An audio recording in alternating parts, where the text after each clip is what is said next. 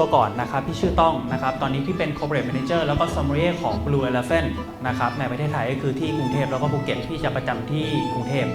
ถ้าพวกเรากล้าที่จะแสดงออกโอกาสมันจะเข้าหาคนที่กล้าก่อนเสมอ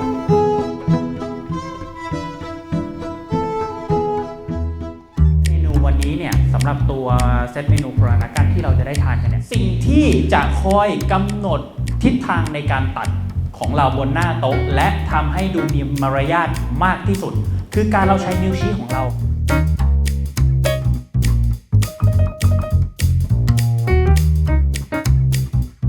นะครับดูดมดื่มอย่างแรกเลยคือดูวิธีการดมเราเอาแก้วจมอยู่ที่ตรงปลายจมูกของเราทานินตัวนี้เอาไปตัดอะไรในปากเราบ้างนะครับอันนี้แหละคือเหตุผลของพี่ทำไมพี่ถึงเลือกเสิร์ฟไวน์แดงก่อนไวน์ขาว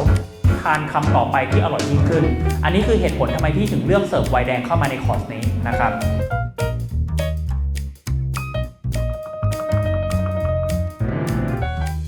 กับสิ่งที่จะเข้ามาในชีวิตเราในอนาคตน้องยังมีเส้นทางอีกยาวไกลนะครับพี่เคยผ่านช่วงเวลาของน้องมา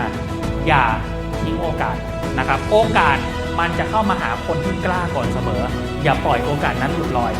พี่บอกไว้แค่นี้นะครับแล้วก็ยังไงวันนี้พี่ก็ขอบคุณมากที่ให้เกียรติที่ได้มาบรรยายเป็นวิทยากรให้กับน้องๆในวันนี้นะครับแล้วก็ขอบคุณคณะอาจารย์แล้วก็น้องๆทุกท่านที่อุตส่าห์เดินทางมาถึงBlue Elephantภูเก็ตวันนี้นะครับขอบคุณนะครับ